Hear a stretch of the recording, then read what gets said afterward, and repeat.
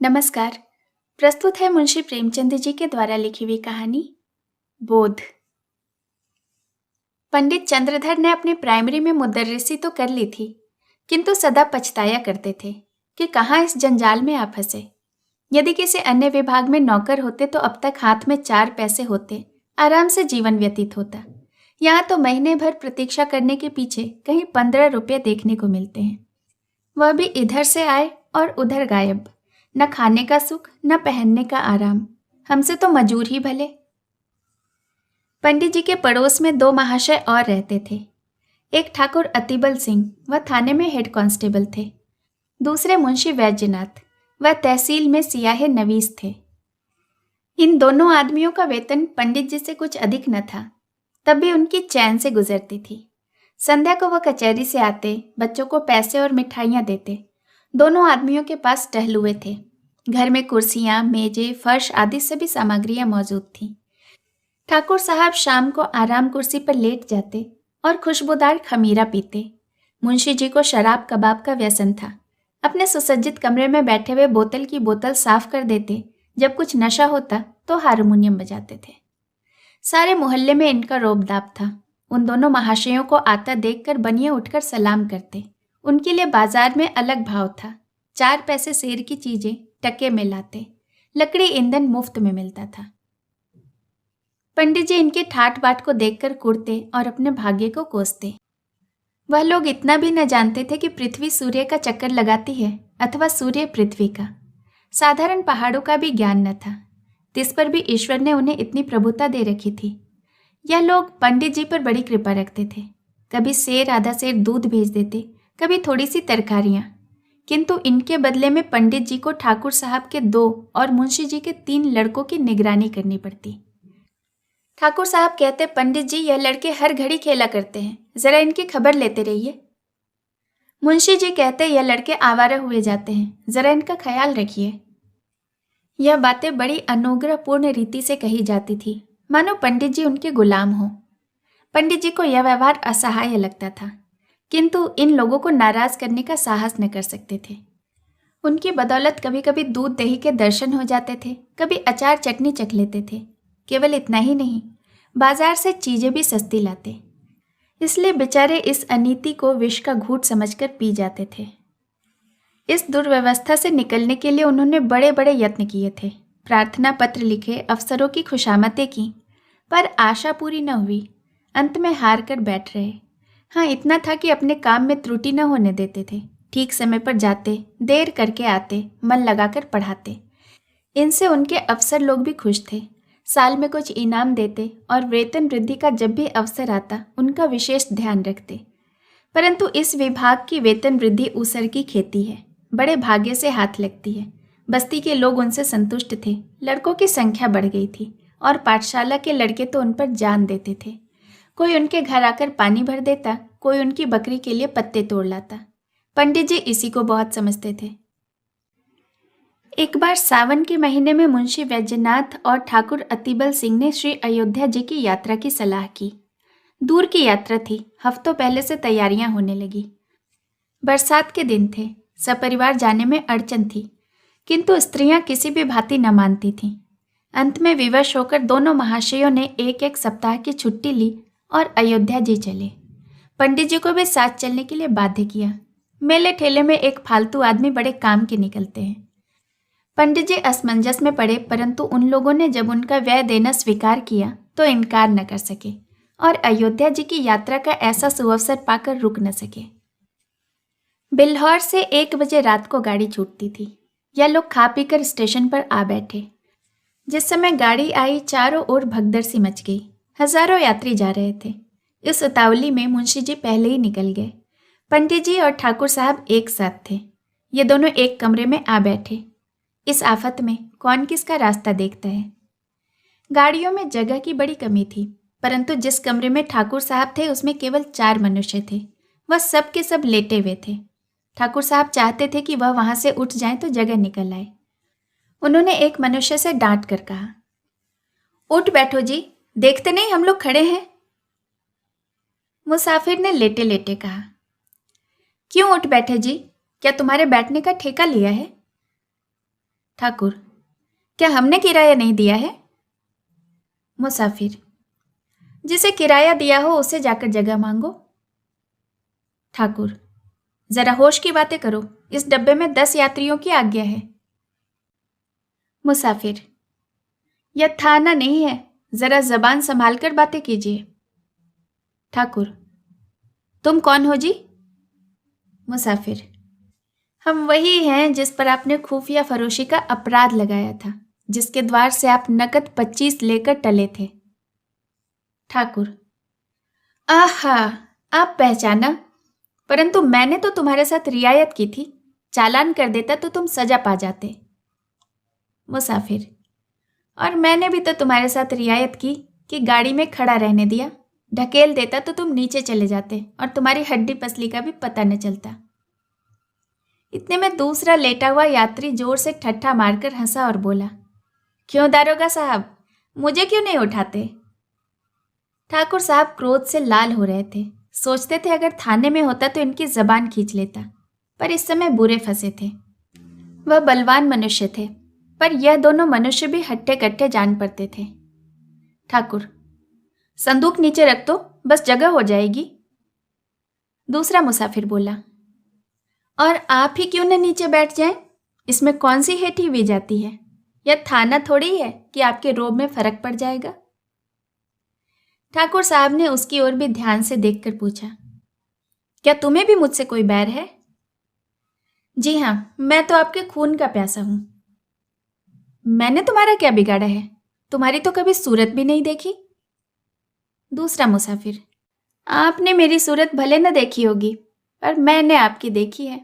इसी कल के मेले में आपने मुझे कई डंडे लगाए, मैं चुपचाप तमाशा देखता था, पर आपने आकर मेरा कचूमर निकाल दिया। मैं चुपचाप रह गया, पर घाव दिल पर लगा हुआ है, आज उसकी दवा मिलेगी। यह कहकर उसने और भी अपने पांव फैला दिए और क्रोधपूर्ण नेत्रों से उन्हें देखने लगा। पंडित जी अब तक चुपचाप खड़े थे, डरते थे कि कहीं मारपीट न हो जाए। अवसर पाकर ठाकुर साहब को समझाया। जो ही तीसरा स्टेशन आया, ठाकुर साहब ने बाल बच्चों को वहां से निकालकर दूसरे कमरे में बिठाया।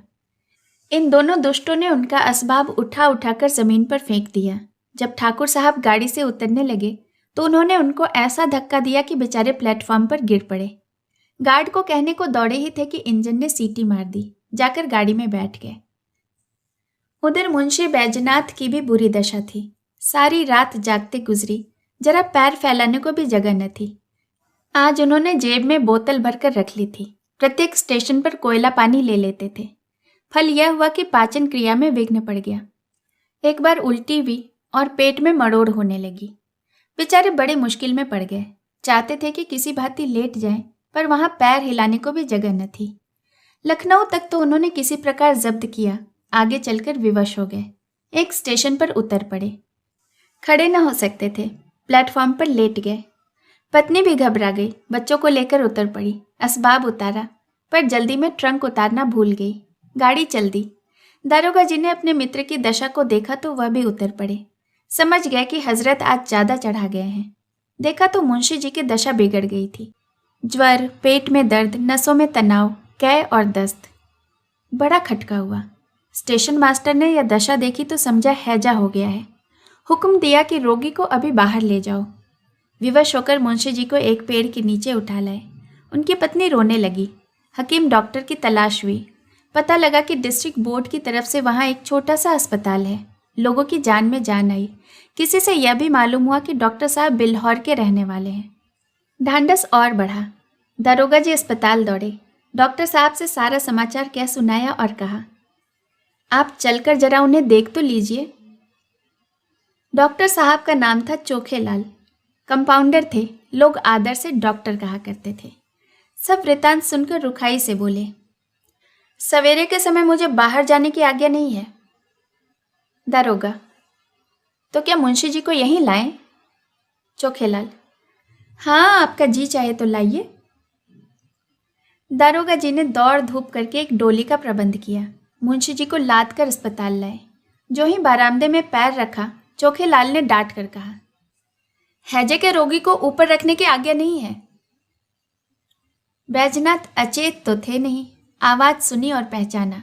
धीरे से बोले, अरे ये तो बिल्हौर के ही हैं, भला सा नाम है, तहसील में आया जाया करते हैं। क्यों महाशय, मुझे पहचानते हैं? चोखेलाल, जी हाँ, खूब पहचानता हूँ। वैजनाथ, पहचान कर भी इतनी निठुरता, मेरी जान निकल रही है, जरा देखिए मुझे क्या हो गया है। चोखेलाल, हाँ कर दूंगा, और मेरा काम ही क्या है, लेकिन फीस?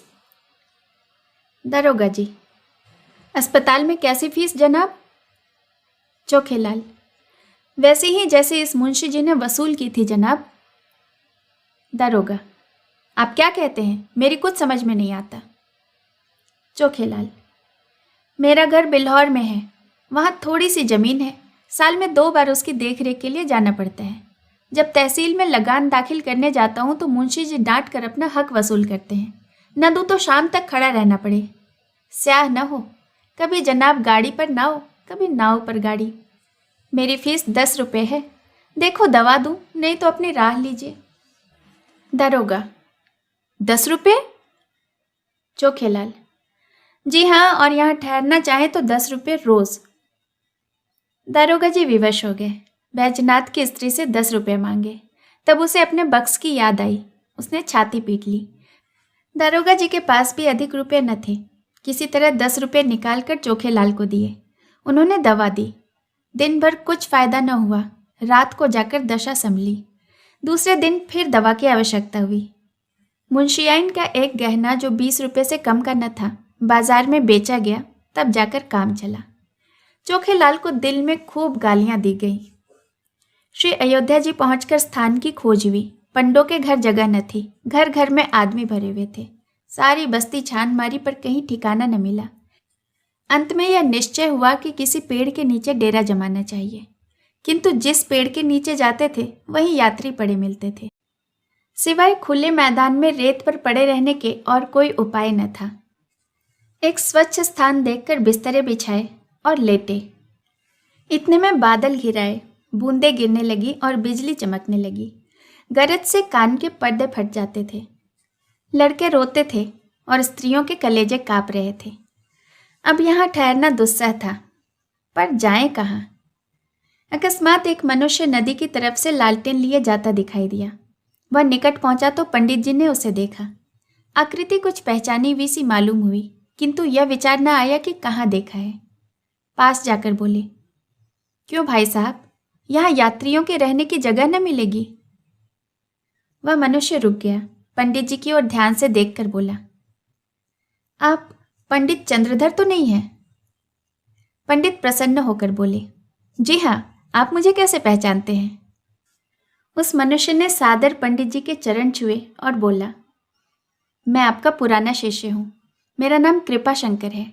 मेरे पिता कुछ दिनों बिल्हौर में डाक में मुंशी रहे थे। उन्हीं दिनों मैं आपकी सेवा में पढ़ता था। पंडित जी की स्मृति जागी। बोले, ओहो, तुम ही कृपा शंकर। तुम तो दुबले पतले से लड़के थे, कोई 8-9 साल हुए होंगे। कृपा शंकर, जी हाँ, 9वां साल है। मैंने वहाँ से आकर एंट्रेंस पास किया। अब यही म्यूनिसिपैलिटी में नौकर हूँ। कहिए, आप तो अच्छी तरह से हैं। सौभाग्य था कि आपके दर्शन हो गए। पंडित जी, मुझे भी तुमसे मिलकर बड़ा आनंद हुआ। तुम्हारे पिता अब कहाँ हैं? कृपा शंकर, उनका तो देहांत हो गया। माता जी हैं। आप यहाँ कब आए? पंडित जी, आज ही आया हूँ। पंडों के घर जगह न मिली, विवश होकर यहीं रात काटने की ठहरी। कृपा शंकर, बाल बच्चे भी साथ हैं? पंडित जी, नहीं, मैं तो अकेला ही आया हूँ, पर मेरे साथ दारोगा जी और सियाही नवील साहब हैं। उनके बाल बच्चे साथ हैं। कृपा शंकर, कुल कितने मनुष्य होंगे? हैं तो 10, किंतु थोड़ी सी जगह में निर्वाह कर लेंगे। कृपा शंकर, नहीं साहब, बहुत सी जगह लीजिए। मेरा बड़ा मकान खाली पड़ा है। चलिए, आराम से 1, 2, 3 दिन रहिए। मेरा परम सौभाग्य है कि आपकी कुछ सेवा करने का अवसर तो मिला। कृपा शंकर ने कुली बुलाए, असबाब उठवाया और सबको अपने साथ मकान पर ले गया। साफ सुथरा घर था। नौकर ने चटपट चारपाइयाँ बिछा दी। घर में पूरियां पकने लगी। कृपा शंकर हाथ बांधे सेवक की भांति दौड़ता था। हृदयोल्लास से उसका मुख कमल चमक रहा था। उसकी विनय और नम्रता ने सबको मुग्ध कर लिया। और सब लोग तो खा पी कर सो गए, किंतु पंडित चंद्रधर को नींद नहीं आई। उनकी विचार शक्ति इस यात्रा की घटनाओं का उल्लेख कर रही थी। रेलगाड़ी की रगड़ झगड़ और चिकित्सालय की नोच खसोट के सम्मुख कृपा शंकर की सहृदयता और शालीनता प्रकाश में दिखाई देती थी। पंडित जी ने आज शिक्षक का गौरव समझा। उन्हें आज इस पद की महानता ज्ञात हुई। यह लोग 3 दिन अयोध्या रहे। किसी बात का कष्ट न हुआ। कृपा शंकर ने उनके साथ धाम का दर्शन कराया। तीसरे दिन जब ये लोग चलने लगे तो वह स्टेशन तक पहुंचाने आया। जब गाड़ी ने सीटी दी तो उसने सजल नेत्रों से पंडित जी के चरण छुए और बोला, कभी कभी इस सेवक को याद करते रहिएगा। पंडित जी घर पहुंचे तो उनके स्वभाव में बड़ा परिवर्तन हो गया था। उन्होंने फिर किसी दूसरे विभाग में जाने की चेष्टा नहीं की। कहानी सुनने के लिए आपका बहुत बहुत धन्यवाद। नमस्कार। एक अनुरोध, अगर आपने अब तक मेरा चैनल नहीं सब्सक्राइब किया है तो इसे प्लीज़ सब्सक्राइब कर लें और हाँ, साथ ही साथ बेल आइकन भी प्रेस करें ताकि मेरे द्वारा अपलोड की हुई कहानियाँ पहुँचे सबसे पहले आप तक।